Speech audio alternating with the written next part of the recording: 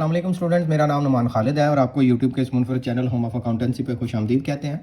प्यारे बच्चों, आज हम लोग जिस टॉपिक के बारे में बात करने जा रहे हैं ये हमारे पास टॉपिक है इंटरमीडिएट लेवल का, जिसको हम लोग कैपिटल एंड रेवेन्यू आइटम्स का नाम देते हैं। ये कैपिटल एंड रेवेन्यू आइटम्स जो हैं नॉर्मली तौर पर तो हम समझते हैं कि वो चीज़ जो हम बिज़नेस में लगाते हैं डेट इज़ द कैपिटल, और जो हम बिज़नेस में से ग्राहकों से वसूल कर रहे हैं डेट इज़ द रेवेन्यू। ये थोड़ा सा उससे हट के कॉन्सेप्ट है।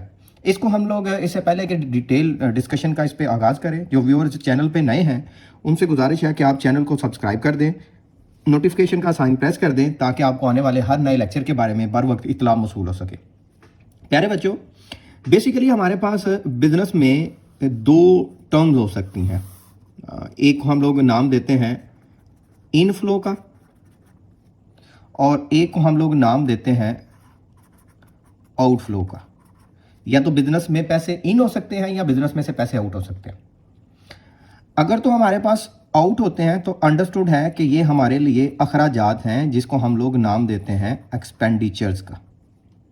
और अगर बिजनेस में इन होते हैं, वसूल होते हैं, तो हम इनको नाम देते हैं रिसीट्स का। ये जो एक्सपेंडिचर्स हैं ये हमारे पास दो तरह के होते हैं। एक वो वाले एक्सपेंडिचर्स जो हमारे पास कभी कभार होते हैं,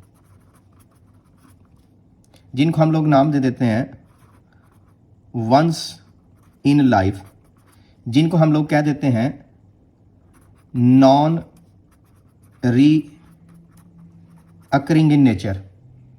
एक वो एक्सपेंडिचर्स होते हैं जो बार बार होते हैं, जो बार बार होते हैं वो हम लोग अगेन एंड अगेन का नाम दे देते हैं, या फिर हम लोग री अकरिंग का नाम दे देते हैं। ये जो नॉन री अकरिंग होते हैं ये बेनिफिशियल होते हैं, होते ये भी बेनिफिशियल ही हैं ये जो कभी कभार होते हैं, लेकिन ये बेनिफिशियल फॉर लॉन्गर पीरियड होते हैं और ये बेनिफिशियल फॉर शॉर्टर पीरियड होते हैं। आमतौर पर ये जो कैपिटल एक्सपेंडिचर्स होते हैं, ये जो कभी कभार होने वाले एक्सपेंडिचर हैं, ये जो नॉन रिकरिंग इन नेचर हैं, जो beneficial for longer period of time है, इनका तल्लक बैलेंस शीट के आइटम के साथ होता है, linked with balance sheet item. और ये जो हमारे पास अगेन एंड अगेन होते हैं, रीअकरिंग इन नेचर होते हैं, beneficial for shorter period of time होते हैं, इनका तल्लक या तो हमारे पास ट्रेडिंग अकाउंट से होता है या फिर प्रॉफिट एंड लॉस अकाउंट से होता है।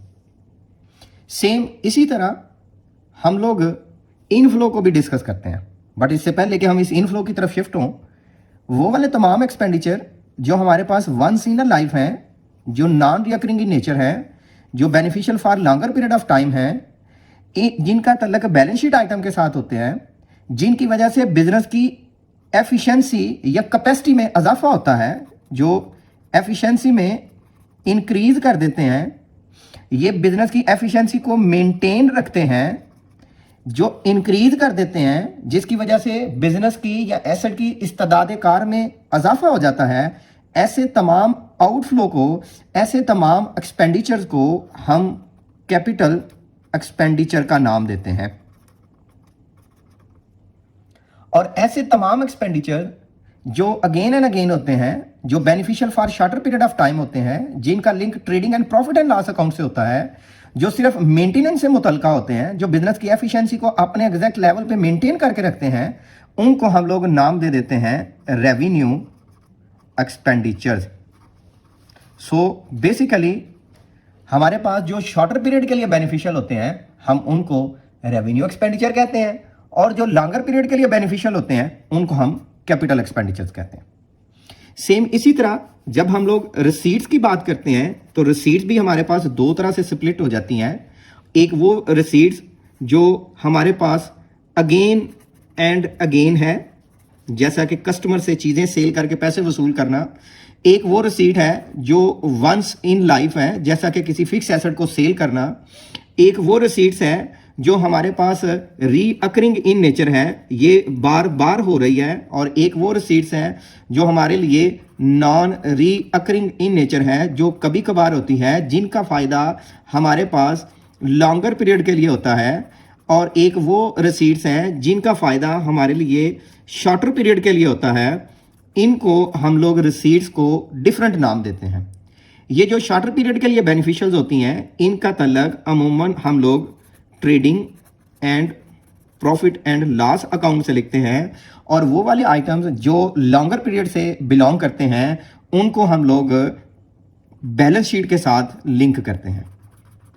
ऐसे तमाम रिसीट्स जो वंस इन अ लाइफ होते हैं, जो नॉन रिकरिंग इन नेचर होते हैं, जो लॉन्गर पीरियड के लिए बेनिफिशियल देते हैं, जिनका तल्लक बैलेंस शीट आइटम्स के साथ होता है, ऐसी रिसीट्स को हम लोग कैपिटल रिसीट्स का नाम देते हैं।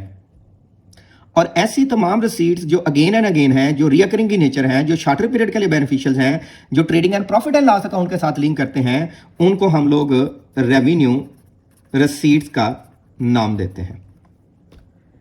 ले बच्चों, हम लोगों ने एक जर्नल क्राइटेरिया डिफाइन कर लिया कि हम ऐसे तमाम चीज़ें जो शॉर्टर पीरियड के लिए लिंक करेंगी उनको हम लोग रेवेन्यू आइटम कहेंगे। अगर वो बिजनेस से जा रहे हैं तो रेवेन्यू एक्सपेंडिचर्स बोलेंगे, और अगर वो बिजनेस में आ रहे हैं तो हम उनको रेवेन्यू रिसीट बोलेंगे। अगर वो लॉन्गर पीरियड के लिए पैसे जा रहे हैं, लॉन्गर पीरियड के लिए बेनिफिशियल दे रहे हैं, बैलेंस शीट की आइटम जनरेट कर रहे हैं, तो कैपिटल एक्सपेंडिचर है। और अगर बैलेंस शीट की आइटम की वजह से पैसे जा रहे हैं, लॉन्गर पीरियड में ये इवेंट होगा जो नॉन रिकरिंग इन नेचर है, जैसा कि सेल ऑफ फिक्स एसेट है, तो हम उसको नाम देंगे अपने पास कैपिटल रिसीट का। ले बच्चों, ये हमारा आज का बेसिक सा एलिमेंट था जिसमें हम लोगों ने इनमें थोड़ा सा डिफरेंस ड्रॉ किया। होप्सो कि आपको इसकी समझ आ गई होगी।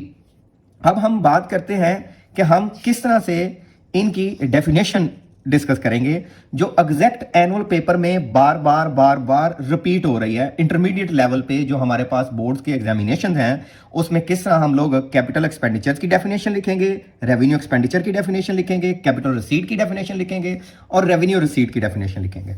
इंशाल्लाह हाजिर होंगे एक नए लेक्चर में। तब तक अपना बहुत सा ख्याल रखिएगा, दुआओं में याद रखिएगा। अल्लाह हाफिज।